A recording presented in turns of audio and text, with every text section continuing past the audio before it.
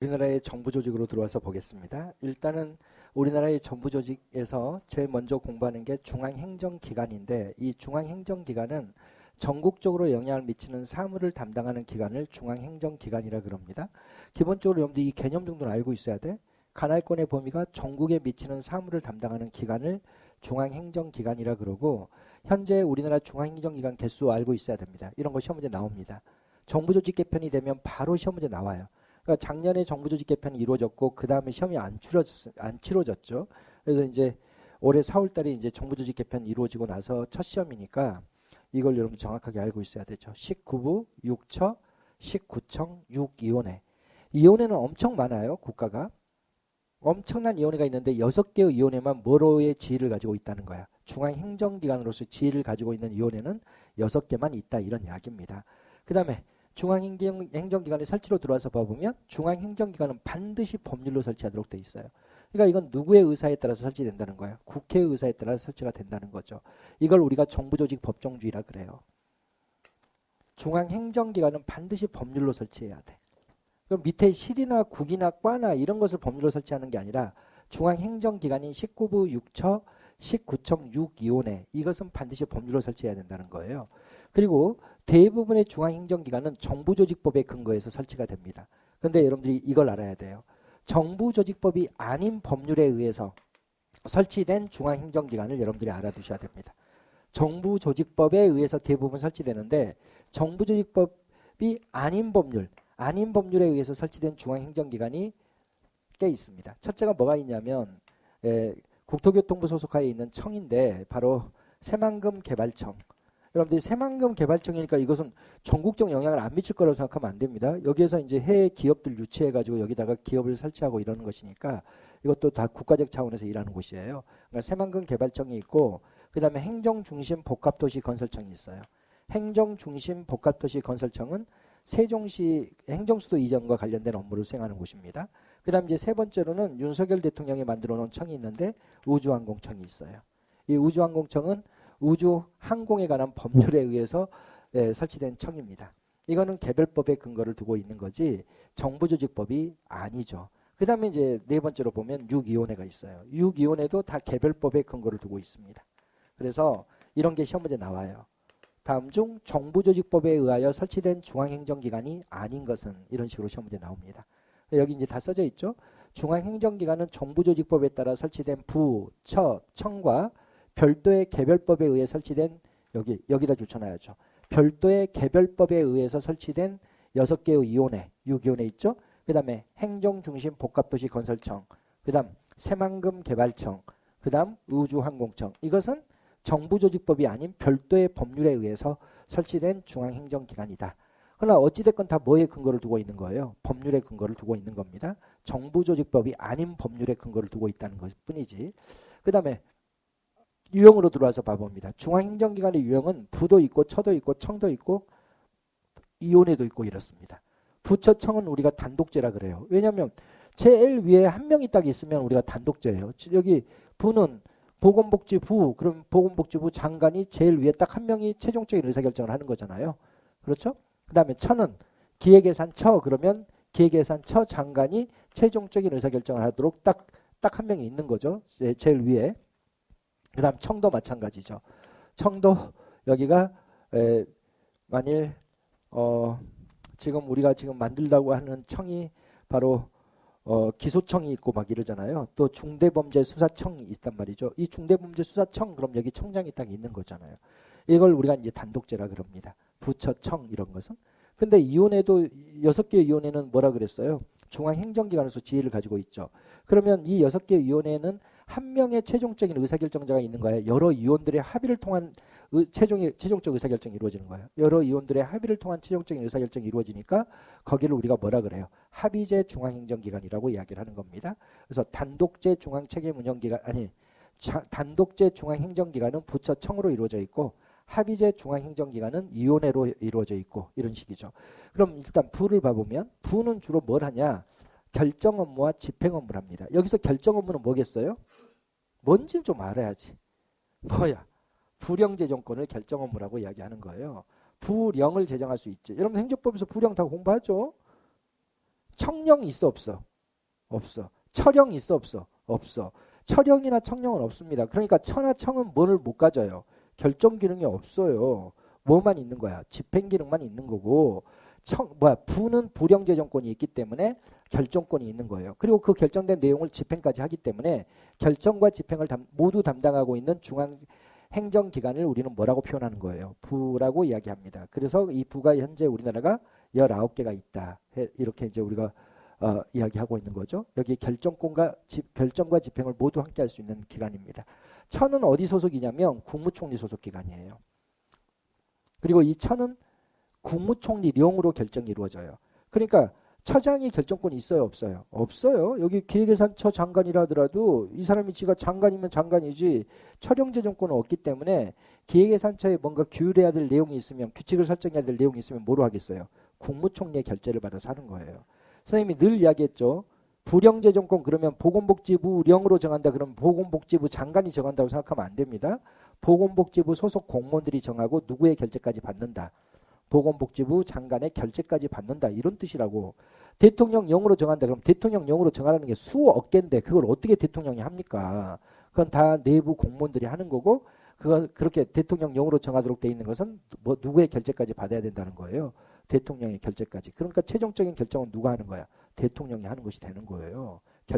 만들기는 내부 공무원들이 만드는 거고 그 다음에 대통령령으로 한다 그러면 대통령의 뭐가 들어가야 되겠어요? 서명이 들어가야 되는 거예요. 대통령이 그걸 거부하면은 그거는 이제 대통령령으로 제정이 안 되는 거겠지. 그러니까 기본적으로 최종적인 결정권자가 대통령이라는 의미지 대통령령으로 정한다 그래서 대통령이 다 한다 이렇게 생각하면 말이 안 되죠. 그 여러분들 법률 한 번 어떤 법률이든 하나만 읽어봐. 거기 다 대통령령으로 정하라고 국회가 다 정해놓은 게 수억 개인데 그걸 어떻게 대통령이 하겠어요. 그러니까 그런 생각을 하면 안 됩니다. 그러니까 결국은 불형제정권은 다 결국은 누가 하는 거예요?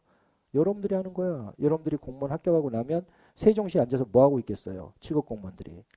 다 그거 하고 있는 거야. 불형제정하고 법률 제정하고 이렇게 하는 거죠. 예. 그리고 공직은 두 개로 나눠져요. 첫째가 민원 업무를 하느냐 민원 업무를 하지 않느냐로 나눠집니다.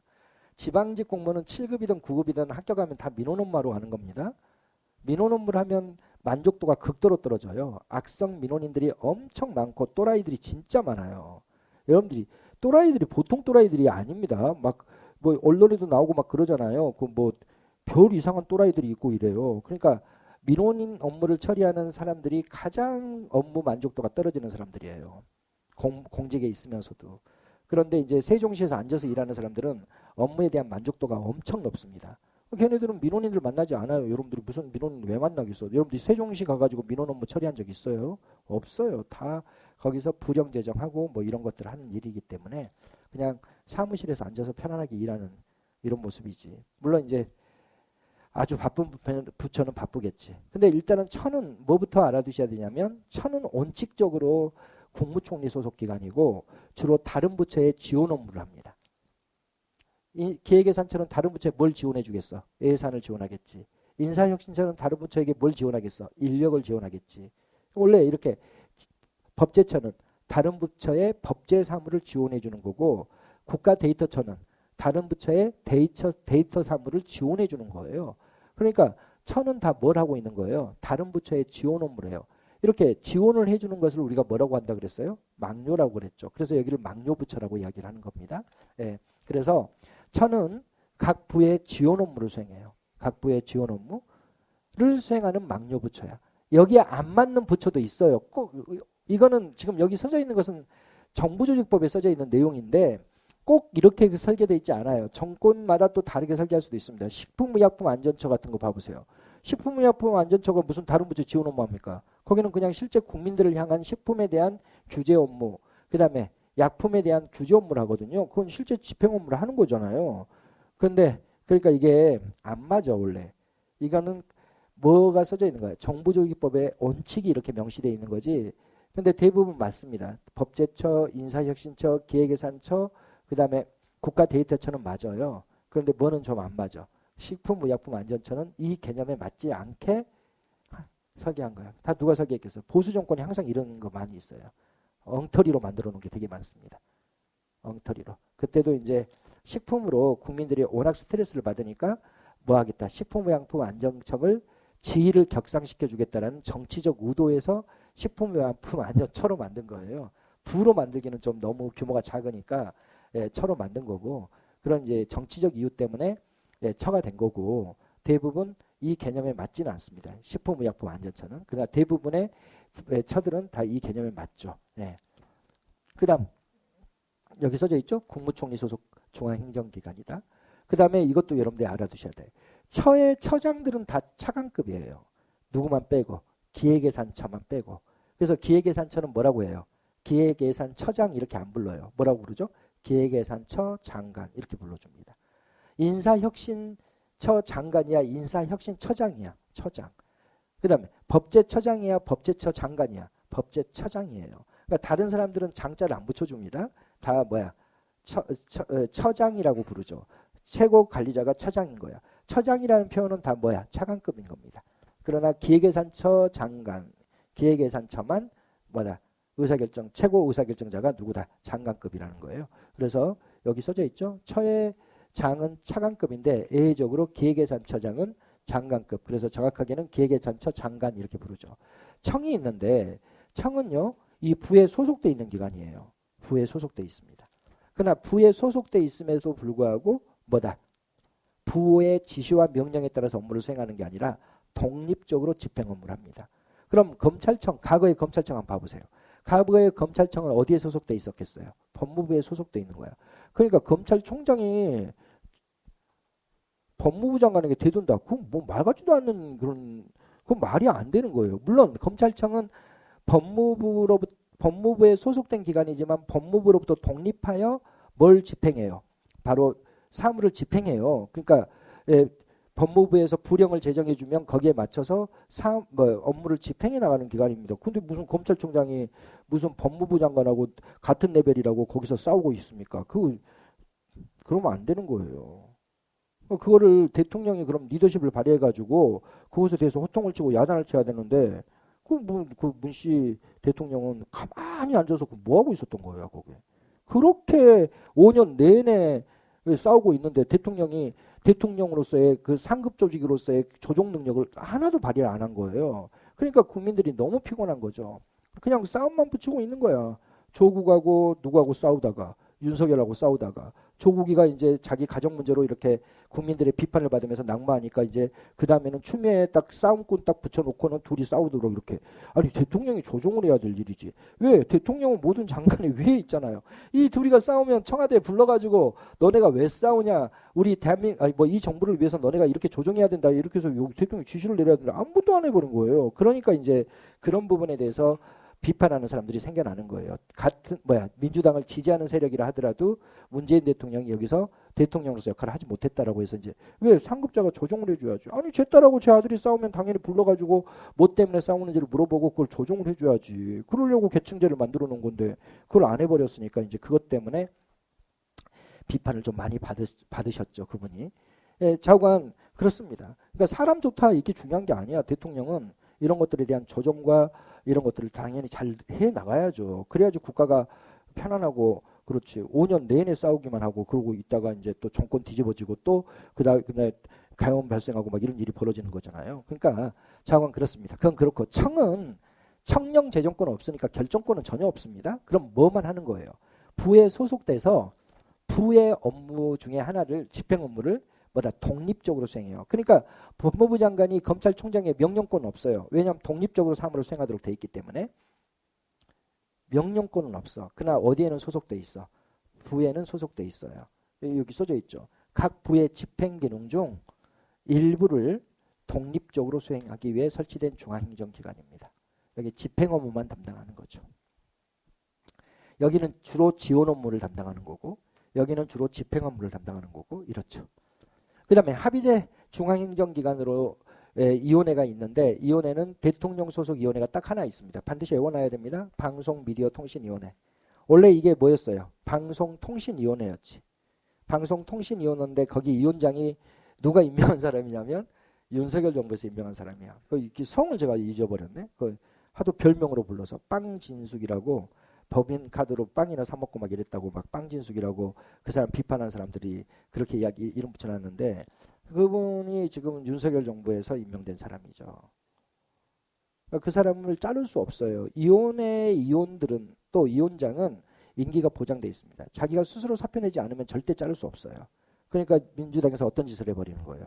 방송통신위원회를 폭파시켜 버렸습니다. 없애버렸습니다. 그리고 새로운 조직을 만들었어요. 방송미디어통신위원회로. 그러면 기존의 방송통신위원회는 없어졌다. 그러니까 뭐야? 그 위원장 자리가 없어진 거예요. 그리고 방송통신미디어위원. 그러니까 이런 얍삽한 짓 하면 안 됩니다. 저는 이재명 정부가 가장 얍삽한 짓이 이 짓 것이래요.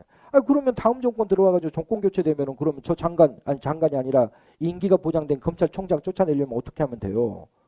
사표 내지 않으면 검찰총장은 못 쫓아냅니다. 자기가 스스로 사표 내지 않을 때 임기가 보장되기 때문에. 그럼 뭐 검찰청장이라고 이름 바꿔가지고 그럼 야 조직 바뀌었으니까 너 나가 이렇게는 안 되지. 그럼 이거는 좀 제가 보기에는 그러니까 행정 전문가로 이야기합니다. 선생님이 또 막 무슨 정권에 막 이렇게 친화적이거나 또는 정권에 불편하게 이야기하는 게 아니라 행정 전문가로서 그게 말이 됩니까? 그 임기 보장되니까 그거 잘라내기 위해서 조직에다 미디어 붙여가지고 새로운 조직이다 하면서 그 기존 위원장 잘라내고 이런 식으로 하면 안 되지. 그냥 설득해서 너가 사퇴해라 이렇게 우리 정부 의지와 안 맞으니까 사퇴해라고 하면 모를까. 그런 식으로 하면은 좀 그건 좀 그래서 이름이 바뀌었어. 예전에 방송통신위원회였어요.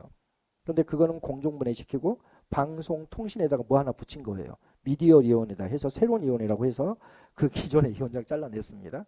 그러니까 보수 세력들의 입장에서는 엄청나게 불쾌하죠. 이건 말도 안 되는 짓거리 했다 이렇게 생각할 수밖에 없지. 이거는 그럴 수밖에 없는 거야. 그래서 이름이 바뀌었습니다. 그러나 이게 뭐다? 대통령 소속위원회예요. 반드시 외워두셔야 됩니다. 국무총리 소속위원회는 5개가 있습니다. 국민권익위원회, 공정거래위원회, 금융위원회, 또 원자력안전위원회, 개인정보보호위원회 이렇게 해서 5개가 중앙행정기관으로서 지위를 가지고 있는 5개의 위원회가 있습니다. 그 다음에 또 시험 문제 같이 나오는 게 국가인권위원회인데 국가인권위원회는 입법, 사법, 행정 어디에도 소속되지 않습니다. 여기는 독립적이에요. 근데 이거는 독립적인 헌법기관이야, 독립적인 법률기관이야. 법률기관. 헌법에는 국가인권위라는 게 없습니다.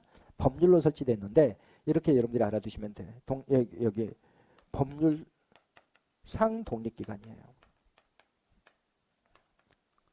그러니까 조직이 이상한 게 너무 많이 만들어지니까 이래. 국가인권위원회도 법률상 독립기관으로 돼 있어. 입법, 사법, 행정 어디에도 소속돼 있지 않는 독립기관으로 설치돼 있고 또 법률상 독립기관 또 우리나라에 있어요, 없어요? 있어. 그게 뭐야? 아니, 한국에서 안 살아, 여러분들? 아, 살아도 관심이 없었구나. 모르겠어요. 고위공직자범죄수사처. 고위공직자범죄수사처는 대통령 소속 기관이 아니에요. 거기는 뭐예요? 입법, 사법, 행정 어디에도 소속돼 있지 않는 법률상 독립기관으로 하나의 처가 있어요. 그러니까 그 처는 여기에 들어가겠어요? 안 들어가겠어요? 안 들어가요. 중앙행정기관으로서의 처는 다 뭐냐면 행정부 소속 기관으로서 이 처가 6개가 있다는 거지. 고위공직자범죄수사처는 어디 갔을까 이런 고민하는 사람 있나? 아니 관심도 없지. 그렇지. 그건 뭐 소규모 조직이어서 뭐 힘도 없고 그거 만든다고 5년 동안 싸운 게 문재인이잖아요. 5년 동안 그거 싸워서 결국 얻은 게 바로 뭐냐면 고위공직자범죄수사처야. 근데 아무런 능력도 없고 이러잖아요. 개선도 잘 안 될 것 같고 거기는. 예. 그리고 검찰청에 못 들어간 사람들이 거기로 가서 검사 임용되고 막 이런 식이기 때문에 검찰청에서 근무하는 검사들이 아랫벌로 보잖아요.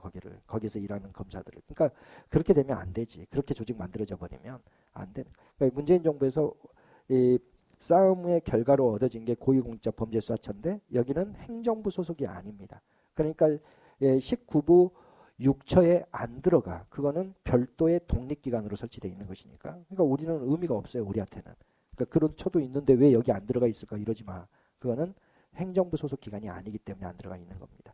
그런데 이거는 국가인권위원회는 공부를 해둘 필요가 있어요. 왜냐하면 이건 시험 문제 나오는데 고위공직자범죄수사처는 시험 문제 안 나와. 그건 그래도 써놓을까요? 예, 써놓겠습니다. 여기 CF에서 고위공직자 범죄수사처. 여기도 뭐다? 여기서 법률상 독립기관이에요. 다만 이건 위원회 형태로 돼 있는 게 아니라 단독지 형태로 돼 있는 법률상 독립기관이죠. 예.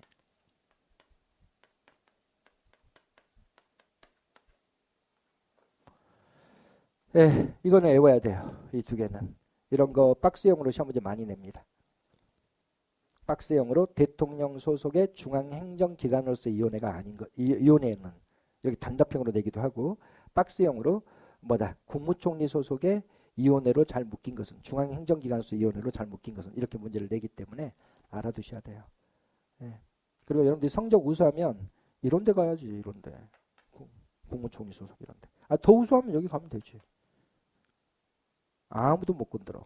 대통령 소속기관이라는 게 여러분들이 뭐 대통령 소속기관 써져 있나 보다 이렇게 생각하는데 그렇지 않아요. 엄청난 파워를 가지고 있는 거야. 대통령실에서 근무하거나 대통령 소속기관에서 근무하는 것은 엄청난 파워입니다. 각 부에서 일하는 거하고 레벨이 달라. 국무총리 소속기관도 마찬가지. 국무총리 소속기관도 엄청난 파워를 가지고 있죠. 차관 여기 5개 정확하게 알아두셔야 돼. 금융위원회, 공정거래위원회, 그 다음에 또 뭐라 그랬어요? 금융위원회, 공정거래위원회, 여기는 이제 주로 경제 부분과 관련되어 있는 거고, 그리고 이제 원자력안전위원회, 개인정보보호위원회, 그 다음에 국민권익위원회. 국민권익위원회는 우리가 예전에 공부했던 조직이죠. 그 다음 조직 내부로 들어가 봅니다. 조직 내부로. 그럼 보건복지부 내부로 딱 들어가 보자 이런 이야기입니다. 내부로 들어가 보면 최고관리층이 있고 그냥 한번 읽어보시면 돼요. 그 다음에 여러분들 이걸 구별할 수 있어야 돼요. 하부 조직하고 소속기관을 구별해야 됩니다. 하부 조직은 개선과 막료를 하부 조직이라 그래요. 여기 장관 밑에 여기 실국장들 있죠. 이 개선이죠. 장관 옆에 뭐가 있어요? 비서관들 막료들 있죠. 차관보 이런 사람들이 있다 그랬잖아요.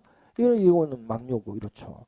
근데 행정법에서는 아니 우리나라 정부조직법에서는 개선이라고 표현해 놓지 않습니다. 개선을 뭐라고 이야기하는 거예요? 바로 보조기관이라고 이야기합니다. 막료라고 표현하지 않고 여기를 보좌기관이라고 표현해요. 그래서 하부 조직은 2개가 있습니다. 개선과 막료가 있습니다. 그런데 정부조직법상의 법상의 표현으로 보면 개선을 보조기관이라고 이야기를 하고, 그 다음 여기는 이제 보조기관이고 개선이기 때문에 행정기관의 목표 달성에 직접적으로 공헌하는 기관이죠. 우리가 개선 공부했죠. 행정 조직 목표 달성에 직접적으로 기여하는 곳이 이제 개선이라 그랬죠. 그럼 얘가 이제 이거죠. 차관, 그 다음에 실장, 국장, 과장 이런 사람들을 우리가 보조기관이라 그럽니다. 보좌기관은 개선을 지원해주는 기관이죠. 개선을 지원해주는 기관이고 보좌기관이라고 이야기를 합니다. 여기는 이제 뭐 한번 읽어보시면 되고, 여기에 이제 차관보, 정책관 뭐 이런 사람들이 보좌기관인데 이 2개를 합쳐서 뭐라고 표현한다? 하부 조직이라고 이야기해요. 그 다음에 소속기관이 있는데 소속기관은 이 보건복지부 밑에 여러 가지 뭘 가지고 있냐면 의료기관도 가지고 있고 그 다음에 여기 밑에 교육기관도 가지고 있고 이런 데를 우리가 부속기관이라고 이야기를 하는 겁니다. 부속기관. 그 다음에 보건복지부 밑에 뭘 두냐면 또 특별지방행정기관이 있어요. 특별지방행정기관은 지방에 설치한 것을 이야기하는데, 근데 여기는 특별지방행정기관이 없는데 여기를 고용노동부라고 하겠습니다. 고용노동부 그러면 고용노동부 내에는 개선도 있고 막료도 있다. 그 다음에 고용노동부 내부에는 고용노동부 공무원들에 대한 교육기관도 있고 그 다음에 또 뭐 등등등이 있어요. 그 다음에 이런 걸 우리가 부속기관이라 그럽니다. 그 다음 뭐도 있다. 각 지역에 지방노동청을 두고 있어요. 각 지방에다가 뭘 두고 있다. 바로 이런 지방노동청을 두는데 이런 지방노동청을 우리가 뭐라 그래요? 특별지방행정기관이라 그럽니다. 이 2개를 합쳐서 우리가 뭐라 그러냐면 소속기관이라 그래요. 소속기관은 부속기관과 특별지방행정기관을 합쳐서 소속기관이라고 이야기하죠. 여기 소속기관, 부속기관이 있죠. 행정권의 직접적인 행사를 임무로 하는 기관에 부속하여 그 기관을 지원하는 기관 이렇게 돼 있는데 뭐 시험연구기관이라든지 교육훈련기관이라든지 의료기관이라든지 문화기관이라든지 이런 데가 바로 부속기관입니다. 여기 용산에 뭐 공원 만들었잖아요. 그럼 거기는 다 국가가 소유하고 있는 공원이면 보통 이제 문화체육관광부 부속기관이 되는 거죠. 그 다음 특별지방행정기관이 있습니다. 특별지방행정기관, 지방에 설치한 국가의 일성기관을 이야기합니다. 그 다음에 이제 수많은 위원회를 만들 수가 있습니다. 바로 조직 내부에. 그래서 이 수많은 위원회를 만들 수 있는데 그 위원회를 합의제 행정기관이라고 이야기하고 있는 거예요. 중앙행정기관으로서 위원회를 말고 그 다음에 자문위원회 이런 것들을 이야기하는 거예요. 자문위원회나 이렇게 중앙행정기관에서 지위를 가지고 있는 위원회를 말고 각 부처가 만들어내는 위원회가 바로 합의제 행정기관입니다. 예. 여기도 여러분들이 법조문 읽어두시기 바랍니다. 예. 이렇게 이런 게 있다. 예. 그러면 여기서 가장 중요한 게 결국 조직 내부로 들어가면 두 개로 나눠지죠. 하부 조직이 있고 그리고 뭐가 있다. 소속기관이 있고 이렇게 두 개로 나눠지죠. 하부 조직은 보좌기관과 보조기관이 있는 거고 그리고 소속기관에는 부속기관과 뭐가 있다. 바로 특별지방행정기관이 있다. 이렇게 이제 지금.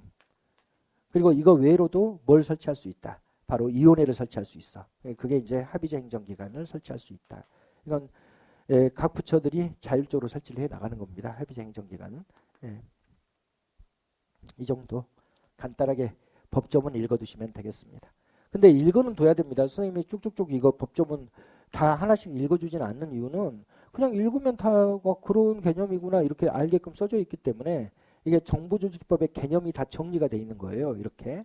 그리고 정부조직법에 이렇게 틀 딱 만들어가지고 우리나라 정부조직은 이렇게 구성이 된다라고 딱 써놓은 것이기 때문에 반드시 읽어두셔야 됩니다.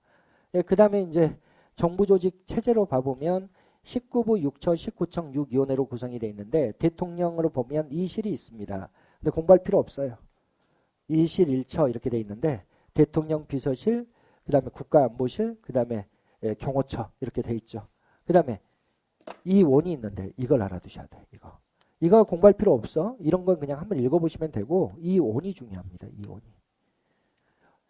국가기관 중에서 원이 붙으면 전부 다 뭐다? 대통령 소속이에요. 그러면 국가기관 중에서 원이라는 단어가 붙는 데는 뭐만 있다? 국정원하고 감사원 두 개밖에 없어요. 금융감독원이 국가기관입니까? 민간단체입니까?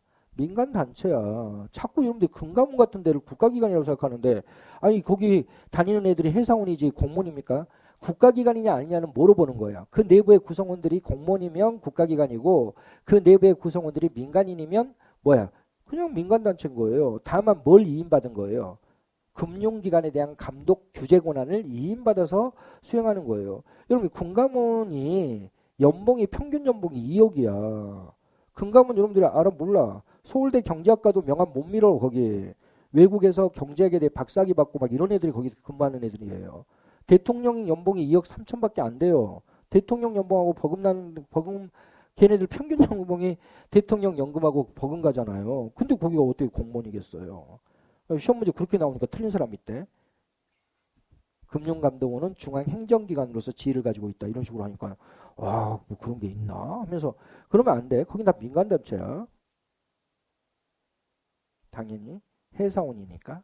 그러니까 항상 여러분들이 국가기관이냐 아니냐는 그 내부의 구성원들이 회사원이냐 아니냐를 알면 돼요.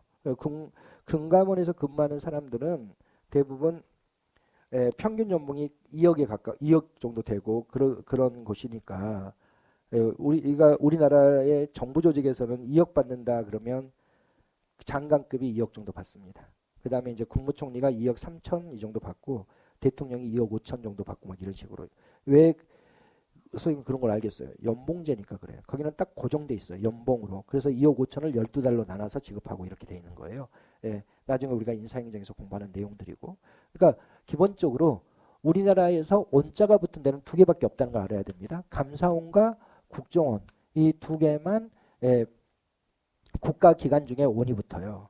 여기는 다 대통령 소속 기관이야. 원이 붙은 것은 다 대통령 소속 기관이라는 것을 여러분들이 알아두시기 바랍니다. 그 다음에 이제 1위원회가 있죠. 1위원회가 아까 우리가 봤던 방송미디어통신위원회. 그 다음에 이제 국무총리로 들어와서 봅니다. 부총리제가 있어요. 그래서 부총리가 2명이 있도록 이렇게 2명을 두도록 돼 있는데 이것도 여러분들이 중요합니다. 예전에는 부총리가 첫째 경제부총리로 누가 있었어요? 기획재정부 장관, 사회부총리로 교육부 장관 이렇게 돼 있었어요. 순서가 딱 정해져 있죠. 그러니까 대통령이 유고시에 국무총리가 권한대행하고 그 다음에 국무총리도 유고시가 되면 누가 하는 거야? 기획재정부 장관이 권한대행을 하는 거고 그 사람도 유고시에는 누가 하는 거예요? 교육부 장관이 부총리로서 했던 거야. 그래서 이번에 이재명 대통령 당선될 때 대통령 선거 당선할 때 선거관리 누가 했어요? 교육부 장관이 했어요. 왜냐하면 일단은 국무총리는 자기가 대통령 후보 되겠다 하고 사표 내고 나와버렸고 기획재정부 장관은 이상복인가? 그분도 나도 같이 사표 낸다 하고 사표 내고 나와버렸어요. 그러니까 이제 결국은 누가 한 거야? 세 번째 순위인 교육부 장관이 한 거죠. 근데 교육부 장관이 이제 없어졌습니다. 부총리급이. 뭐 누가 된 거야? 과학기술정보통신부 장관이 부총리로 격상이 된 거예요. 그래서 지금 우리나라의 국무위원 순위는 1위가 누구에겠어요? 1위가 여전히 재정경제부 장관입니다. 부총리 겸 재정경제부 장관이니까. 3순위가 바뀌었어요. 3순위가 예전에 교육부 장관이었거든요. 지금은 이제 과학기술정보통신부 장관이 3순위가 됐습니다. 그래서 그 사람이 부총리 겸 과학기술정보통신부 장관이에요. 그래서 이걸 낼 가능성이 대단히 커요. 왜? 부총리가 바뀌었으니까. 예전에는 교육부 장관이 부총리였는데 이재명 정부에서 정부조직 개편을 하면서 과학기술정보통신부 장관이 부총리가 되도록 이렇게 바뀌었다. 그럼 이것도 여러분들이 알아두셔야 됩니다. 우리나라는 정부조직법에 딱 써놨어요. 부총리는 2명으로 또 한다 이렇게 딱 돼 있는 거예요. 그러니까 딱 2명으로만 할 수 있도록 돼 있습니다. 부총리는. 예. 그 다음에 이실이 있는데 이실을 근데 우리가 이실 할 때 국무조정실장 한번 이야기했죠. 언제 공부했어요? 정보업무 평가 기본법 공부할 때 국무조정실장은 정보업무 평가위원회의 당연직 위원이 된다. 근데 이 사람이 실자가 붙으면 각 부처에서 실장은 보통 1급이거든요. 근데 국무총리실의 실장은 몇 급이라 그랬어요? 장관급이라 그랬지. 장관급. 차관급도 아니야. 장관급이야. 이거 여러분들 알아두셔야 됩니다. 국무조정실장은 장관급입니다. 엄청 높은 사람이야. 실장 붙었으니까 별거 아니다 이렇게 생각하면 안 됩니다. 그런데 국무총리 비서실도 있는데 비서실장은 차관급이에요. 그러니까 어디가 더 높은 거야? 국무조정실장이 훨씬 높고 이 사람이 이제 정보업무평가위원회 당연직 위원이 되는 겁니다. 예, 비서실장은 차관급입니다. 여기 정무직이라고만 돼 있는데 차관급인데 쓸 필요 없어요. 그냥 이 사람 정도가 조금 중요한 위치에 있다 정도 아시면 돼요. 그 다음에 여기 6처가 있죠. 기획예산처가 만들어졌고 인사혁신처가 만들어졌고 이건 옛날부터 아니 기획예산처는 원래 옛날에는 없었고 지금 만들어진 거죠.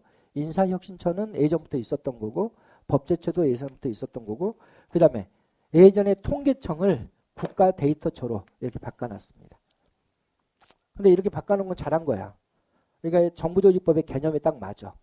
이 국가데이터처는 보건복지부가 요구하는 데이터 사무도 수행해주고 행정안전부가 요구하는 데이터 사무도 수행해주고 이렇게 각 부처에서 필요한 통계 사무를 처리해 주는 것이기 때문에 지원 업무 하는 거예요. 그러니까 당연히 국가데이터처는 지원 업무를 담당하는 처로 바꿔놓는 게 좋죠. 근데 이 사람이 왜 이렇게 이재명 정부가 왜 이걸 했냐면 데이터 관리가 너무 중요하다는 거야. 지금 이제 AI 데이터가 워낙 중요해지고 이러기 때문에 이걸 격상시킬 목적으로 이렇게 했습니다. 그 다음에 이제 또 통계청을 특허청을 없앴습니다. 특허청을 없애고 이걸 지위를 격상시켰어요. 지식재산처로. 왜냐하면 지금은 이제 가장 중요한 게 뭐예요? 새로운 지식이 중요하지. 새로운 지식을 개발하면 그걸 특허 내고 막 이렇게 하잖아요. 그래서 우리나라의 지적 재산의 관리가 대단히 중요하다 해가지고 지식재산처라는 이름으로 특허청을 없애고 이렇게 이름을 바꿨습니다. 그래서 이게 지금 이재명 정부가 새로 신설한 거라면 기획예산처 신설했고요. 그 다음에 국가데이터처 신설하고 지식재산처 신설하고 이거는 옛날부터 있었던 거고 식품의약품안전처는. 그 다음에 5위원회 아까 공부했죠? 여기도 별표 쳐놓으세요. 이거 중요하니까. 그 다음 독립위원회로 국가인권위원회가 있다. 뭐 이 정도 여러분들이 알아두시면 되겠습니다. 그 다음에 각 부와 청으로 보면 19부 19청으로 돼 있는데 일단은 여기서 청들은 독립적으로 집행 업무를 수행하지만 각 부에 소속돼 있습니다. 그러니까 어디 소속인지를 알아야 되는 게 있어요. 헷갈리는 것들이 있습니다. 그걸 여러분들이 줄쳐놓고 공부해야 돼. 이런 거 틀리잖아요. 제일 아까워. 근데 이런 거 시험 문제 내겠어요? 안 내겠어요? 공무원 시험에서는 무조건 냅니다. 아니 우리나라 부처도 모르는 애들을 어떻게 공무원 시킵니까? 아니 우리나라에 부가 몇 개인지 처가 몇 개인지 청이 몇 개인지도 모르는 애들을 어떻게 공무원 시키겠어요? 그러니까 이건 해야 되는 거지. 암기의 요소지만. 그러면 보면 국세청, 간세청, 조달청은 기획재정부 소속이다. 뭐 그러겠지. 과학기술정보통신부에 우주항공청이 있고 교육부 있고 여기도 써놓겠습니다. 여기 특이한 것을 몇 개 알아두셔야 돼요. 교육청은 중앙행정기관이 아닙니다. 이게 중앙행정기관이 아니야. 아니야. 이건 뭐예요? 교육자치기관이야. 그래서 우리가 교육감 선거로 다 뽑잖아요. 국민들이 직접 참여해서 선거로 뽑잖아. 이건 중앙행정기관이라 교육지방자치기관이야.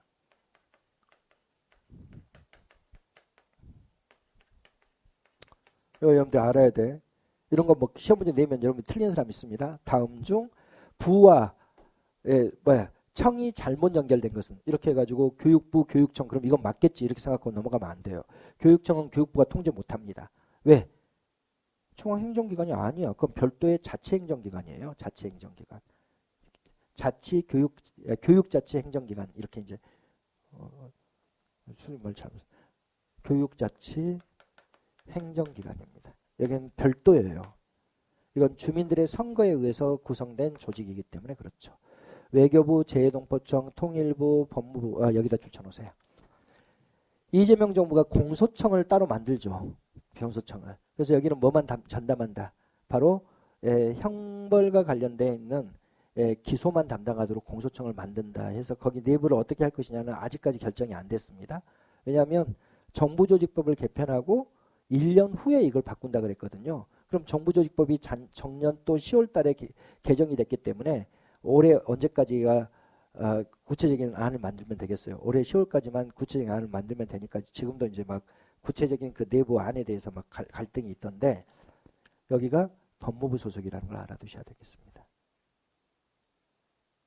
당연하지 않습니까? 그래 당연해. 당연해도 줄쳐놔. 당연하지 않는 것과 구별해야 되기 때문에. 그 다음에 국방부 이런 거 있고 행정안보 여기다 별표 쳐놓으세요. 행안부에 여러분들 경찰청이 법무부 소관이라고 생각하는 사람이 있는데 절대 그렇지 않습니다. 경찰청은 행안부 안전과 관련돼 있어요. 여기 안전. 그 다음에 여기 소방청. 안전과 관련해서 다 행안부 소속이에요. 이런 거 눈여겨 안 봐두면 틀릴 가능성이 커요. 이게 이제 중요한 거죠. 중대범죄수사청. 지금 검찰청을 두 개로 분리해요. 검찰청을 공소처하고 중대범죄수사청하고 분류합니다. 여러분들이 공소청 가고 싶어요. 내가 검사라면 중대범죄수사청 가야 될 것 같아요. 어디 가야 될 것 같아? 중대범죄수사청 가야지. 거기가 파워 자리지. 공소청은 그냥 서류 작성하고 이런 건데 거기 가서 뭔 재미가 있겠어요. 경찰관들 지휘하면서 수사 행사하고 이러려면 어디 가야 되겠어요? 중대범죄수사청으로 가야 되는 거야. 근데 중대범죄수사청을 어디다 뒀다는 거야? 법무부 소관이 아니라 행안부 소관으로 둔 거예요. 그래서 검찰청을 지금 뭐로 분리해버린 거야? 검찰청이 너무 무소불위의 힘을 사용하기 때문에 두 개로 분리해가지고 그것도 어디까지도 분리해버린 거야. 바로 소관까지도 분리했어요. 이것도 엄청난 갈등이 있었습니다. 이것도 이렇게 해야 돼. 법무부에 두 개로 나눠서 두자 이렇게 주장하는 사람도 있었고 막 이랬는데 이게 이제 민주당에서 아예 두 개를 분류시켰어요. 그래서 중대범죄수사청은 행안부 소속이 되는 거고 그 다음에 공소청은 법무부 소관으로 이렇게 두고 있다는 걸 여러분들이 알아두셔야 됩니다. 국가보훈부, 문화체육관광부, 농림축산식품부, 소관 같은 여기 청들 한 번씩 읽어두시면 됩니다. 보건복지부, 기후에너지환경부, 이것도 시험 문제 꽤 나오는데 이것도 여러분들이 줄쳐놓으세요. 기상청. 꼭 기상청 그러면 여러분들이 과학기술정보통신부 막 이렇게 생각하는데 과학기술이다 이렇게 생각하면 안 됩니다. 거기 뭐라고 돼 있어요? 환경부 소관이에요. 환경부도 이름 바꿨죠. 기후에너지환경부로 해서 산업통상자원부가 가지고 있는 에너지에 대한 관할권을 에너지가 바로 뭐가 있어요. 전기라든지 뭐 이런 것들인데 이런 것들을 전부 다 누가 가져간 거야? 바로 환경부가 가져간 거예요. 그래서 환경부의 힘이 엄청 강화되고 산업통상자원부의 힘이 크게 약화됐습니다. 그래서 자원 업무가 뺏겼으니까. 그래서 지금은 산업통상자원부라고도 하지 않습니다. 산업통상부라고 이름을 바꿔놓은 거야. 자원 업무가 뺏겼습니다. 환경부로. 그래서 그렇고 고용노동부, 성평등가족부 이것도 이름 바꿨죠. 예전에 여성가족부였던 것을 성평등가족부로 바꾸고 국토교통부. 여기는 줄쳐놓으세요. 행정중심 복합도시건설청, 새만금개발청 다 개별법에 근거를 두고 있죠. 그 다음에 이거 여러분이 틀린 사람이 있던데. 해양경찰청 경찰이네 행안부 이러고 있으면 안 됩니다. 해양경찰청 완전 소관이 달라요. 해양수산부 소속이에요. 해양경찰청은 행정안전부 소속이 아니라 같은 경찰 업무라 하더라도 해양수산부 소속이다. 이 정도 여러분들이 알아두시면 됩니다. 복수차관제를 두른 부처는 여러분들이 읽어보시고 이재명 정부의 정부조직 개편은 주로 뭘 하고 있어요? 권한을 분산시키는 데 초점을 둡니다. 조직을 통폐합하지 않아. 오히려 분리시켜 나가는 거예요. 그래서 두 가지가 있죠. 기획재정부를 분리해서 뭘 한다. 기획예산처하고 재정경제부로 분류를 했어요. 그런데 여러분들이 그러면 기획예산처가 하는 일과 재정경제부가 하는 일을 반드시 분리해놔야 돼요. 시험 문제 맨날 우리 행정학에서 시험 문제 내는 것은 소관부처를 시험 문제 내요. 이게 기획예산처가 하는 거냐, 이게 재정경제부가 하는 거냐, 이런 것들을 가지고 시험 문제를 내기 때문에 이런 거 다 필요 없어요. 이런 거 다. 이건 그냥 정부가 발표하는 대로 선생님이 옮겨놓은 것인데 이런 게 중요한 게 아니라 시험 문제를 푸는 게 중요하기 때문에 기획예산처가 하는 것은 예산 업무 합니다. 그리고 뭘 한다? 기금 업무 합니다. 예산과 기금은 다 누가 담당해? 기획예산처가 담당해. 하나, 네. 그 다음에 여기 재정경제부가 하는 것은 결산을 담당해요. 결산이란 단어가 나오면 무조건 재경부입니다. 그 다음에 여기는 뭘 담당한다? 조세를 담당해요. 그래서 여러분들 이거 잘 알고 있어야 돼. 조세지출예산서 또 조세 감면율 제한 다 누가 하는 거야? 재경부 장관이 하는 겁니다. 그 다음에 이제 하나 더 써보면 공공기관에 대한 관리가 재정경제부 장관이에요. 공공기관. 공공기관은 공기업이나 준정부 기관을 이야기하는데 공사나 공단, 이 공사나 공단에 대한 관리를 누가 한다? 기획예산처 장관이 한다. 그럼 틀려요. 공공기관에 대한 관리는 재경부 장관이 합니다. 여전히 그러니까 재경부 장관의 권한은 커요. 조세, 공공기관에 대한 통제. 우리나라 공공기관이 엄청나게 많아요. 그것에 대한 통제 권한을 가지고 있다는 것은 무지막강한 힘인 거예요. 그러니까 이걸 여러분들이 반드시 알고 있어야 됩니다. 그 다음에 검찰청. 검찰청은 중대범죄수사청하고 공소청으로 나누는데 여기도 또 줄쳐놓으세요. 중대범죄수사청은 행안부 소속의 청이 되는 거고 그리고 공소청은 법무부 소속의 청이 된다. 이 정도 여러분들이 알아두시면 돼요. 그 다음에 이제 지격상 과학기술정보통신부 장관은 뭐가 됐다? 이제 부총리가 됐다 해서 여기 과학기술부총리를 신설한 거죠. 통계청은 국무총리 소속의 국가데이터처로, 특허청은 국무총리 소속의 지식재산처로 바뀌었다. 이거 다 이름 알아두셔야 되죠. 그 다음에 환경부는 에너지 사업을 자기가 다 가져왔. 특히 자원과 관련된 에너지 사업을 다 가져와서 환경부가 아니라 이제는 기후에너지 환경부라는 이름으로 바뀌었죠. 그 다음 방송미디어통신위원회도 방송통신위원회에서 미디어 업무까지를 여기다 통합시켜가지고 새로운 위원회로 조성이 된 것이기 때문에 방송통신위원회도 기능 통합이죠. 미디어 업무가 예전에 문화체육관광부가 했던 업무라면 이걸 띄어가지고 문화체육관광부의 미디어 업무를 띄어서 방송미디어통신위원회로 이렇게 준 겁니다. 그 다음에 여성가족부가 성평등가족부로 바뀌고 산업통상자원부는 뺏겼죠. 지격하야. 얘네들은 자원 업무가 뺏겨서 이제는 산업통상자원부라고 부르지 않고 뭐로 부른다? 산업통산부라고 이렇게. 자원 업무는 어디로 갔으니까 이 자원 업무가 여기 에너지 업무입니다. 이쪽으로 이제 넘어갔으니까 여기는 이제 격화된 거죠. 기능 축소된 거지. 이 정도 여러분들이 공부하시면 되겠습니다. 별거 없죠. 근데 이제 많이 바뀐 거예요. 엄청난 대대적인 개혁인 거예요, 이게. 왜냐하면 정권이 교체돼도 한두 개 부처에 손도지 막 이렇게까지 많이 손 안 대거든요. 근데 상당히 많이 바뀐 겁니다. 이재명 정부가. 근데 어쩔 때 많이 바뀌냐면 정권 교체 이루어졌을 때 많이 바뀌어요. 정권 교체 이루어졌을 때가 뭐야? 민주당이 집권하다가 국민의힘으로 정권 교체가 이루어지거나 국민의힘에서 집권하다가 민주당으로 정권 교체가 이루어지거나 이럴 때 이제 주로 이제 이런 전면적인 정부 조직 개편이 이루어집니다. 그다음 이제 우리나라 정부 조직에서 특이한 거를 우리가 공부해야 돼요. 우리나라 정부 조직 중에서도 특이한 정부 조직의 형태를 우리가 공부하는데 그중에 가장 대표적인 게 위원회입니다. 그럼 위원회는 지금 개념을 한번 봐보세요. 뭐라고 돼 있어요? 여기는 뭘 위한 거예요? 위원회는 결정을 위한 거야. 집행을 위한 게 아니라 민주적 결정을 위해서 여러 위원들이 합의를 통해 의사결정하는 기관이 바로 위원회 조직이겠죠. 그래서 여기는 결정과 관련되어 있습니다. 민주적 결정을 위하여 여기 표현을 봐보세요. 동일한 계층과 지위에 있는 자들이 이 말이 무슨 말이야? 의원들은 서로 명령 복종 관계에 있어요. 수평적 관계에 있어요. 의원들은 다 수평적 관계에 있잖아요. 그러니까 뭐라고 표현한 거야? 동일한 계층과 지위에 있는 자들이 이렇게 이야기하는 거예요. 동일한 계층과 지위에 있는 사람들이 합의를 통해 의사결정을 하고 그에 대해서 책임을 지는 합의제 조직이다. 그럼 이거는 첫째 뭐다? 여러 사람들이 대화 토론을 통해서 합의를 통해 의사결정하니까 합의제 조직이겠지. 그런데 여기 뭐라고 돼 있어요? 두 번째가 통합. 통합은 분업화의 반대말이 통합이라 그랬지. 여기는 야, 이 이혼은 이거하고 B 이혼은 이거하고 C 이혼은 이거예요. 하나의 의제에 대해서 서로 대화하고 토론하고 합의를 해요.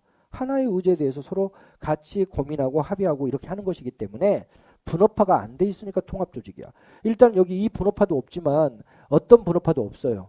아니, 상위계층도 없잖아요. 그러면 수직적 분업화도 있어요, 없어요? 없어요. 수직적 분업도 안 돼 있고 수평적 분업도 안 돼 있는 조직입니다. 그러면 수직적으로도 통합돼 있고 수평적으로도 통합돼 있는 조직인 거죠. 그래서 우리가 통합 조직이라고 이야기해요. 그럼 이건 탈관료제 성격이 있는 거야, 없는 거야? 있는 거지. 그래서 탈관료제라고 이야기하는 거야. 계층이 없잖아. 그럼 뭐야? 수직적 통합. 수평적으로도 업무가 분업화돼 있지 않고 함께 의사결정하는 것이기 때문에 수평적으로도 통합이야. 분업화가 아니라. 그러니까 여기는 통합 조직이죠. 모든 구성원들은 다 한 표씩을 행사한단 말이죠. 그러니까 뭐야? 의사결정권이 분권화돼 있는 거고 대화 토론 합의를 통해서 의사결정하니까 민주화돼 있는 거예요. 그런데 왜 이게 탈관료제 조직이냐? 첫째, 통합. 이건 뭘 의미하는 거예요? 바로 복잡성이 낮다는 것을 이야기하죠. 그 다음에 이거는 뭐예요? 모든 구성원들이 다 한 표씩을 행사해. 그럼 뭐가 낮아요? 직권성이 낮죠. 분권화된 조직이잖아요. 직권성이 낮아. 복잡성, 공식성, 직권성이 낮으면 우리는 뭐라 그래요? 탈관료제라고 이야기하잖아요. 근데 공식성이 낮다라고는 할 수 없어요. 공식성이 꼭 낮은 건 아니거든. 우리나라 정부에 있는 위원회들은 전부 다 규칙과 법규가 설정되어 있습니다. 그리고 그 규칙과 법규에 따라서 회의가 이루어지고 그 규칙과 법규에 따라서 업무 수행이 이루어지는 것이기 때문에 이 두 개가 낮다는 점에서 탈관료제적 성격을 가지고 있다는 거지 이건 무조건 탈관료제야 이렇게 보기는 어려워요. 이 두 개가 낮아. 복잡성과 직권성이 낮다는 점에서 탈관료제적 성격을 가지고 있는 거예요. 예. 그 다음에 이제 유형을 봐야 되겠습니다. 이 유형이 중요해. 유형을 여러분들이 공부를 해야 되는데 이혼의 유형은요. 첫째 행정이혼회가 있습니다. 그 다음 두 번째로는 의결이혼회가 있어요. 세 번째로는 자문이혼회가 있습니다. 네 번째로는 조정이혼회가 있어요. 이 네 가지인데 예전에는요. 이 두 개를 묶어서 그냥 행정이혼회라 그랬어요. 예전 기출문제는 이렇게 냅니다. 행정위원회에서 이 두 개를 다 묶어서 행정위원회라고 이야기하거든. 그럼 이걸 우리가 굳이 구조하자면 여기는 광의의 행정위원회는 뭐가 있다? 협의회 행정위원회와 의결위원회로 구성이 돼 있다. 이렇게 여러분들이 알아두시면 되는데 근데 이게 더 중요해. 이걸 통합한 행정위원회보다는 이렇게 나눠서 문제를 주로 출제하기 때문에 나눠 놓으셔야 됩니다. 나눠서 공부하는 게 훨씬 낫습니다. 최근에 와서는 다 나눠서 문제를 주로 출제하기 때문에 그럼 이 행정위원회는 뭐냐? 여기는요. 결정에 대한 구속력이 있어요. 이게 있어. 그런데 뭘 가지고 있냐면 집행력도 보유하고 있는 위원회입니다. 이걸 보유하고 있는 거야. 행정위원회를 그림으로 그리잖아요. 여러분들 이렇게 그리면 절대 안 돼요. 이게 위원회구나 이렇게 그리고 있으면 절대 안 돼. 행정위원회 이런 거 아닙니다. 행정위원회는요. 이렇게 돼 있어요. 이렇게 돼 있어. 이렇게. 그러니까 뭘 가지고 있는 거야? 결정을 누가 하겠다는 거야? 여러 사람이 합의를 통해서 하고 그걸 집행하는 부서를 다 가지고 있는 거예요. 가장 대표적인 게 뭐겠어요? 선거관리위원회. 선거관리위원회 9급 공무원 뽑는 거 있어 없어? 선거관리직 따로 있습니다. 그럼 내가 9급 공무원 시험 합격하면 내가 이혼됩니까? 여기? 선거관리위원 이혼되겠어요? 장관급인데 여기가? 9급 시험 합격해서 장관 되는 겁니까? 아니지. 여기서 일하는 거죠. 여기 말단에서. 여러분 7급 공무원들 합격하면 공정거래위원회에서 엄청나게 많이 데려갑니다. 공정거래위원회는 각 지방별로 다 뭘 두고 있어요. 특별지방행정기관을 두고 있어요. 그런 데가 많은 인력이 필요하거든요. 가장 많은 인력이 필요한 데가 어디겠어요? 노동부 같은데. 노동부는 모든 지역에 다 지방노동청을 다 두고 있잖아요. 여기 많이 필요한 거예요. 사람이. 공정거래위원회도 그래요. 공정거래위원회도 다 뭘 다 두고 있어요. 지방에다가 담합이라든지 이런 것들을 기업들이 통제하도록 또는 장사하시는 분들 담합하지 못하도록 통제하기 위해서 공정거래위원회 모든 지역이 다 설치되어 있습니다. 인력이 많이 필요한 데예요. 그럼 내가 7급 합격하면은 여기서 일하는 겁니까? 아니야. 여기 말단에서 일하는 거야. 공정거래위원회 괜찮습니다. 7급 합격하면.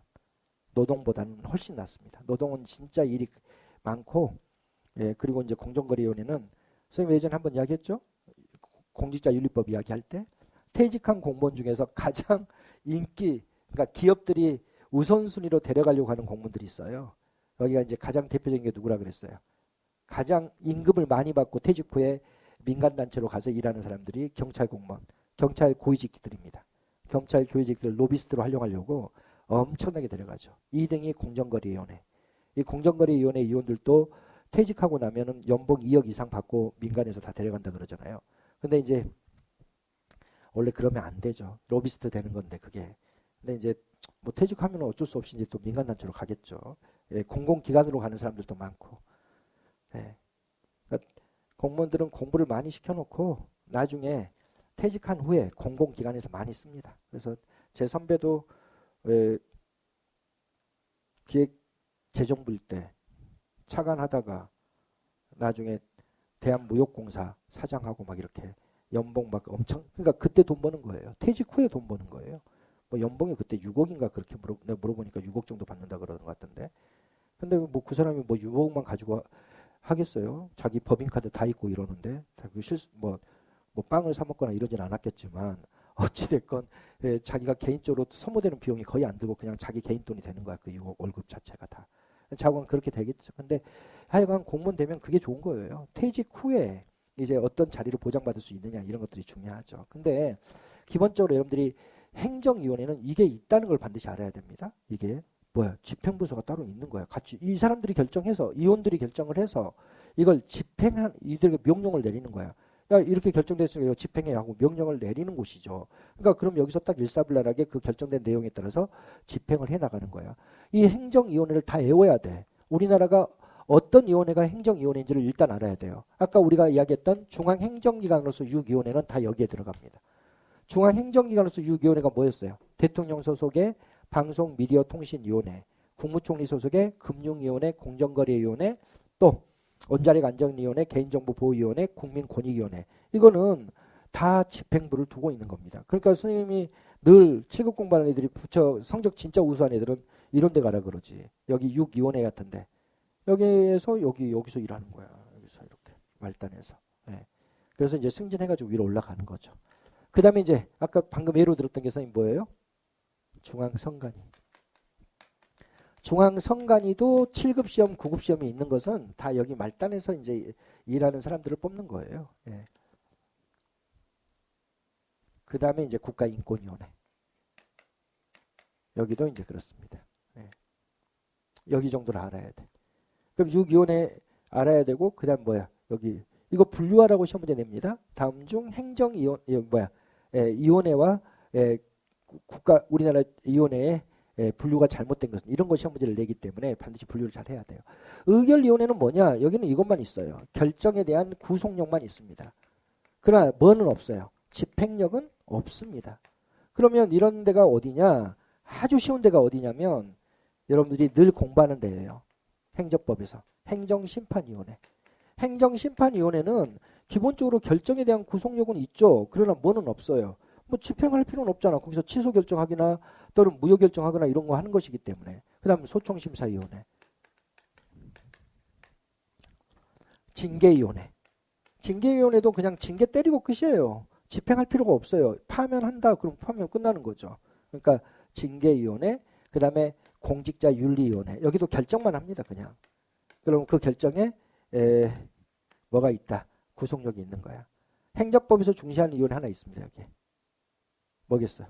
토지수용위원회. 토지수용위원회도 집행할 필요 전혀 없어요. 뭐 이걸 수용하는데 돈 얼마를 지급하는 게 합당한지 합당하지 않은지에 대한 판단만 하는 거잖아요. 그러니까 토지수용위원회. 이런 데가 바로 의결위원회입니다.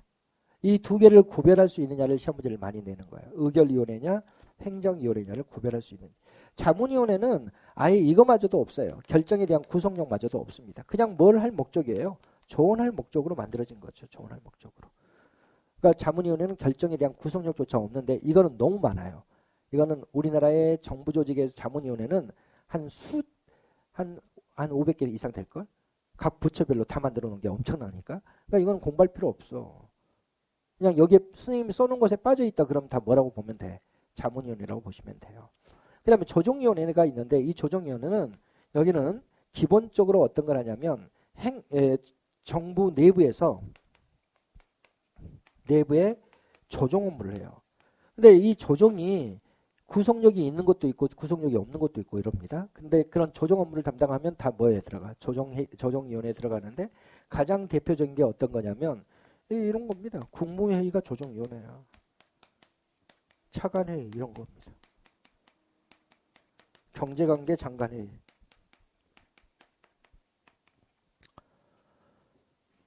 지방자치단체 분쟁조정위원회. 분쟁조정위. 이런 데를 이야기하는 거예요.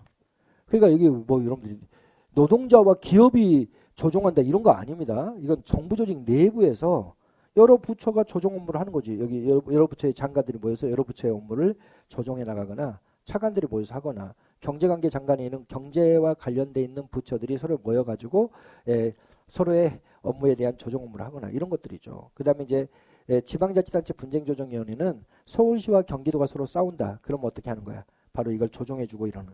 그러니까 뭐야? 정부 내부의 기관들 간의 분쟁을 조정하는 거예요. 정부 내부의 기관들 간의 갈등을 조정해 나가는 것이라고 보시면 돼요. 민간에서의 갈등을 조정해 나가는 것이 아닙니다. 여기는 다 정부 내부의 기관들 간의 갈등을 조정하는 것을 조정위원회라고 이야기를 하는 겁니다. 예. 이 정도 여러분들이 유형은 중요합니다.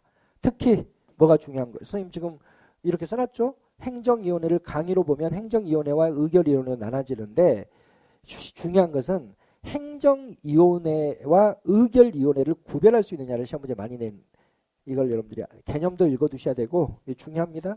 행정위원회 그 다음에 의결위원회 반드시 줄쳐놓고 반드시 공부해야 됩니다. 그 다음에 자문위원회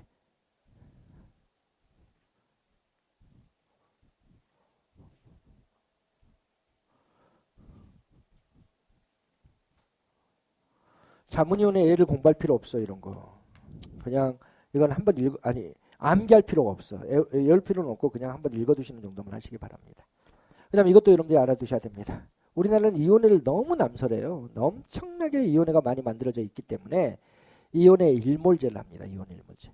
이 이혼회는 설치할 때 법에 딱 명시를 해버린다는 거예요. 이혼회는 5년간 존속한다. 이런 식으로. 그럼 5년 후에는 자동 뭐가 되겠어요?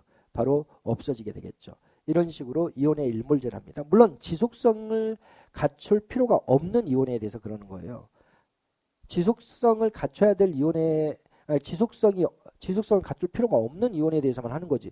모든 이혼회에 돼 있는 게 아닙니다. 그럼 공정거래 이혼회는 5년 후에 없어지고 막 이럽니까? 그런 거 아니에요. 뭐만 그러는 거야.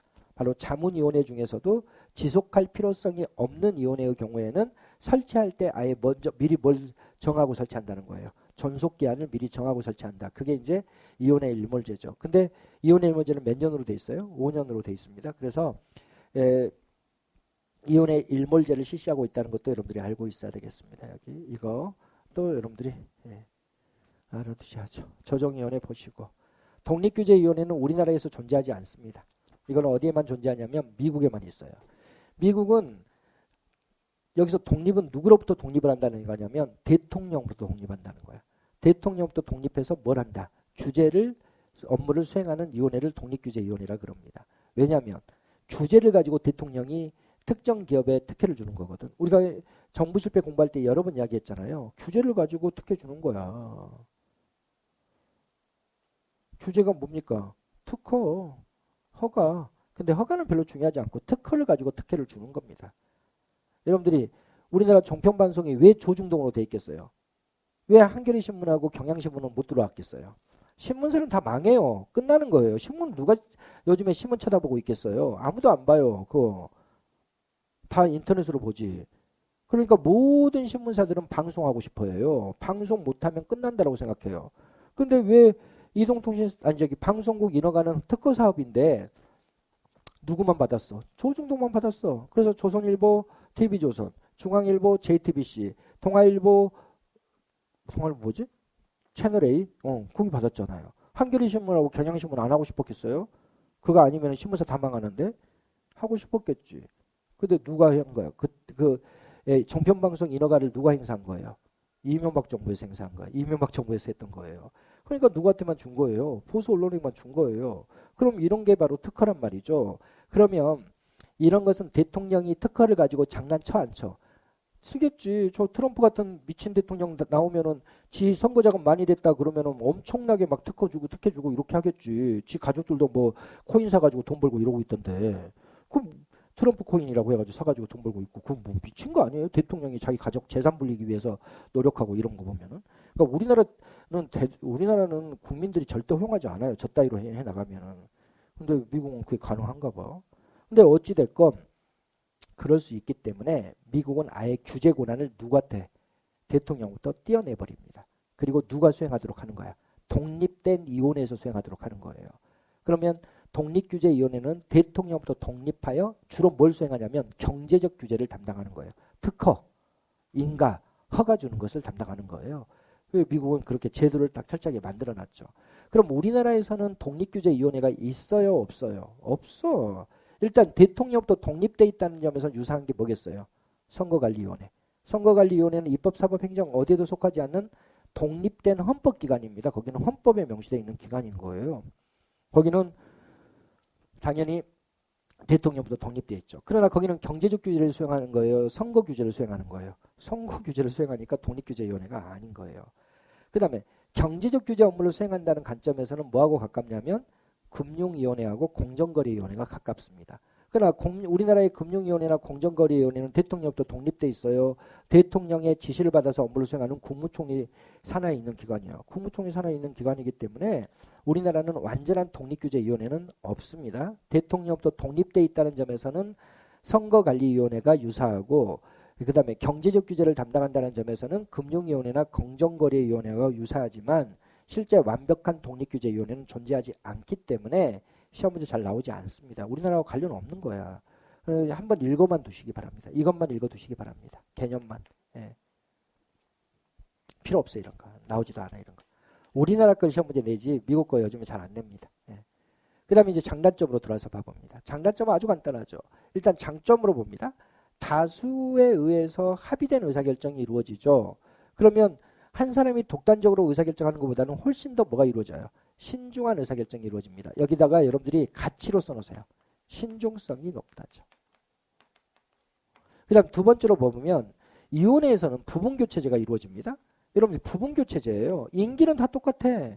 그러나 이게 6년이다 이러면 이 사람의 시작 연도가 달라요. 이 사람이 2021년 1월 달부터 시작해서 6년이면 얼마야? 바로 3, 4, 5, 6, 7, 8. 2028년 1월 20일부터 시작해서 1월 19일 날 끝나는 사람도 있는 거고 이 사람은 21년에 시작해 21년 12월 5월 달에 시작해 가지고 5월 며칠 날 시작해서 이게 27년인가? 그러면 27년 5월 며칠 날 끝나는 사람도 있는 거고 이 사람은 2025년 8월 1일부터 임기가 시작돼서 이렇게 다 이렇게 임기가 다 달라. 물론 임기 보장은 다 뭘로 돼 있어? 6년으로 돼 있죠. 우리나라 헌법재판소가 그렇게 돼 있지 않습니까? 다 뭐로 돼 있어요? 부분교체가 이루어지잖아요. 각각의 재판관이 끝나고 나면 임기가 끝나고 나면 여당과 야당이 합의로 해서 이제 이렇게 임명을 추천하고 임명하고 이러잖아요. 임기가 다 다르지. 여당과 야당이 싸우면은 또 어떻게 돼? 한동안 헌법재판소 재판관이 임명되지 못해서 한참 퇴직한 헌법재판관의 공석이 있음에도 불구하고 한참 지나가지고 임명이 되고 막 이런 식이기 때문에 시작 연도와 끝나는 연도가 다 다릅니다. 그럼 이 한 사람 바뀌었다 그래가지고 위원회 의사가 근본적으로 바뀌어요? 안 바뀌어요? 안 바뀌어요. 여기는 달라. 단독제. 여기 장관 바뀌잖아요? 그럼 이 조직 다 바뀝니다? 이 조직의 운영 방식 다 달립니다? 다 바뀌어버리는 거야. 한 사람의 의사결정자, 이건 이 사람이 독단적으로 한 명이 의사결정을 하기 때문에 단족대에서는 이 단독제의 장이 바뀌게 되면 조직의 운영 방식이 다 바뀌는 거예요. 그리고 누가 전임 작가 그대로 쓰겠습니까? 안 써요. 선생님이 장관이 된다. 보건복지부 소속 공무원들의 보건복지부 장관이 된다. 그럼 원래 전임 장관이 뭐라 그러냐면 야 편한복증으로 와서 업무를 수행하고 업무를 효율적으로만 수행하면 되지 막 격식 차려서 이렇게 양복 입고 이렇게 다닐 필요 없다. 이렇게 해서 직원들이 막 반바지 입고 다니고 있어. 그럼 선생님이 나도 거기에 동의한다 하더라도 내가 새로 장관에 취임하잖아요. 그럼 반바지가 입고 있으면 너 왜 반바지 입었어? 이러면 전임 장관님께서 반바지 입고 이렇게 출퇴근해도 된다. 업무는 효율적으로 하면 된다. 지금 내가 전임 장관이야? 장난쳐? 내일부터 양복 입고 이렇게 하게 돼 있어요. 왜냐면 전임 장관 이야기하고 있으면 누가 신임 장관이 그 말을 기분이 안 나쁘겠어요. 그러니까 업무 방식 다 바꿔버리는 거예요. 그러니까 뭐 대통령이 원하는 쪽으로 일을 하겠지만 업무 내부적인 내부 규정 같은 것은 다 바꿔버리는 거예요. 원래 그래 새로운 장관이 오면은. 그러니까 새로운 장관 들어서면은 복잡하고 머리 아프지 공무원들은 다. 그쪽 부처의 장관이 바뀐다 그러면은. 근데 어찌됐건 여러분들이 알아두셔야 될 것은 여기는 뭐다. 한 명이 바뀌어도 이 이혼의 의사가 근본적으로 바뀌지 않습니다. 그냥 표 하나가 바뀐 것에 불과해요. 그렇기 때문에 단독제보다는 업무의 계속성과 안정성이 높은 거예요. 이건 단독제와 비교해서 이야기하는 겁니다. 이혼의 제도는 이게 중요하죠. 계속성과 안정성이 확보돼요. 이거를 우리는 뭐라고 표현하냐면 부분교체제라고 이야기합니다. 부분교체 때문에 그런 거야. 부분교체제 때문에. 이런 한 명씩 한 명씩 바뀐다는 거예요. 그러니까 부분교체 때문에 이렇습니다. 세 번째로 보면 이거는 다수에 의한 결정으로 그렇지? 중지의 지박 이러면 중지는 대중중자를 쓴 거예요. 지식지자를 쓴 거야. 뭐야? 다수의 지식이 집약된다 이런 뜻이에요. 다수의 지식이 뻑큐 생각하면 안 됩니다. 뭐 중지 막 이렇게 해서 뻑큐 이게 아니야. 이게 뭘 이야기해? 다수의 지식이 집약된다는 거예요. 그래서 뭐가 이루어지는 거야? 여러 사람들이 서로 지식이 결합되면 창의성이 개선되기 용이하죠. 세 번째로 창의성이죠. 네 번째로 봐봅니다. 여기는 누가 주로 참여하냐면 이혼회에서는 민간 전문가들이 많이 참여해. 정부 이혼회에는. 그럼 뭘 제고하기 용이하겠어요? 전문성을 제고하기 용이한 거죠. 요 정도 알면 돼. 요 정도. 이 정도를 알아야 됩니다. 지금 선생님이 이거를 이야기한 겁니다. 나머지는 그냥 읽으면 돼. 뭐 이해관계자를 참여시켜주면 거기서 조정이 이루어질 수 있다. 그 다음에 결국 민간 전문가들이 참여하니까 민간 전문가는 바로 시민이죠. 시민들의 참여 통로가 된다. 그 다음에 이거는 계층 질서가 없다. 뭐 그런 거 있잖아요. 예. 단점으로 들어와서 봐봅니다. 단점으로 보면 대화, 토론, 합의를 통한 의사결정이 이루어져야 돼요. 그럼 시간과 비용이 많이 소모되겠어요? 적게 소모되겠어요? 딱 한 사람이 고민해가지고 딱 결정하는 게 아니라 다른 사람과 합의가 이루어져야 되고 합의도 안 되면 또 다수결 투표에 의해야 되고 이런 것이기 때문에 여기는 항상 민주주의는 비용과 시간이 엄청 많이 드는 게 민주주의인 거예요. 여기 민주적인 조직 구조는 당연히 뭐다? 바로 신속성이 저하되는 거예요. 그 다음에 한 사람만 입을 다물고 있으면 비밀이 되는 게 아니라 여기는 여러 회원들이 같이 합의해서 의사를 결정했기 때문에 기밀성도 저하돼. 기밀성. 그중에 한 명만 나불돼 버리면 다 뭐가 되는 거야. 언론에 공개돼 버리고 막 이렇게 되는 거죠. 그 다음 두 번째로 보면 이게 중요한데 여기는 능률성이 저하됩니다. 대화해야 되고 토론해야 되고 시간이 엄청 많이 소모되는 거고 그 다음에 뭐 여러 번 회의를 개최해야 되고 그러니까 시간과 비용이 많이 소모돼서 능률성이 저하되는 거고 그 다음에 이제 가장 또 중요한 게 이거죠. 세 번째. 책임성이 저하되는 거예요. 한 사람이 결정했으면 그 사람이 모든 책임 지는 겁니다. 근데 여러 사람이 합의를 통해서 결정했잖아요.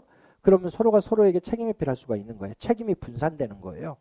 한 사람이 최종적인 의사결정자로 결정을 내렸다면 그 사람이 모든 책임을 져야 되겠지만 여러 사람들이 합의를 통해서 의사결정했다면 그 결정에 대한 책임은 분산돼 여러 사람에게. 그러면 바로 책임성은 저하되고 서로 책임 회피 현상이 야기되는 거예요. 거봐 나는 이렇게 하자 그랬잖아 그랬더니 아니 그래도 나중에 당신이 합의해 준 거 아니야. 그리고 당연히 합의해 줬으니까 당신도 책임져야지. 이런 식이 되는 거예요. 그러니까 기본적으로 여러 사람이 결정하면 무조건 이래요. 여러 행위자들이 참여하면 무조건 책임성은 저하됩니다. 그 다음 뭐 이건 여러분들 읽어보시고 이거 행정기구의 확장 수단으로 악용될 수가 있어. 이것도 여러분들이 줄은 쳐놓으세요. 여기도 이게 뭘 가져올 수 있다. 바로 행정기구의 확장 수단으로 악용될 수 있다. 그래서 우리나라가 뭘 두고 있는 거예요. 이혼의 일몰제를 두고 있는 거야. 확장되지 않도록 하기 위해서.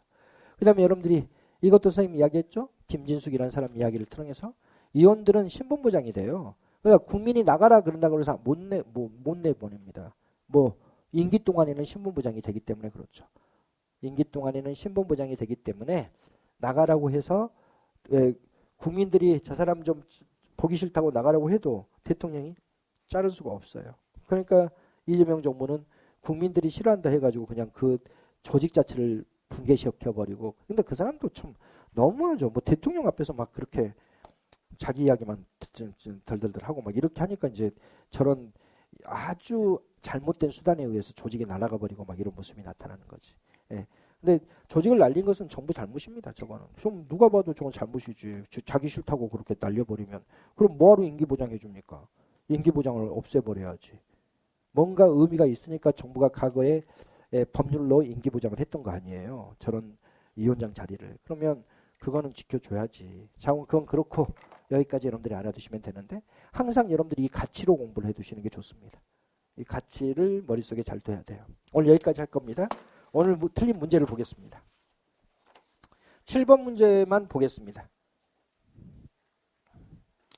간료제 병리 현상에 대한 설명으로 옳은 것은 동조과잉과 형식주의로 인해 전문화된 무능 현상이 발생한다. 쌤 여러 번 이야기했어. 분업화로 인해서 전문화된 무능이 나타나지 동조과잉이나 형식주의하고는 전혀 무관하죠. 동조과잉이나 형식주의는 다 뭐예요? 동조과잉은 궁극적 목표보다는 법규만을 중시한 현상. 형식주의는 법규 모든 것을 법규화하지만 그 법규와 실제가 달라지는 현상을 이야기하는데 이거는 뭐 문소주의 때문에 나타나는 거라고 볼 수 있겠지만 기본적으로 전문화된 무능은 분업화 때문에 나타납니다. 피터의 원리가 지적하듯이 무능력자가 승진하게 되는 경우가 생긴다. 그렇죠. 상위의 권위에 의존하면서 소극적으로 일을 처리하는 것을 뭐라 그래? 무사안일주의라고 그러지. 왜 할고주의가 왜 나와? 할고주의는 우리 부채의 이익만, 자기가 소속되어 있는 부채의 이익만 추구하는 현상이죠. 그러면 3번도 틀린 거죠. 4번. 목표가 아닌 수단으로서 규칙과 절차에 지나치게 집착하는 현상은 동조과잉이지. 본문 용례는 뭐라 그랬어요? 가다 문서 생산을 의미한다 그랬습니다. 그럼 여기는 2번만 옳고 나머지는 다 틀렸죠. 예. 여기 시험 문제 여러분들이 보면 알겠지만 다 뭘 내요? 개념을 내고 있어요. 개념. 간료제의 병리 현상은 다 개념을 가지고 문제를 내기 때문에 그 개념을 정확하게 공부하시기 바랍니다. 예. 다음 주에 뵙도록 하겠습니다. 고생하셨습니다. Swagger down the street with your red lips and funky beat. You better hold your head up to the sky. I'm gonna roll with you till the day I die.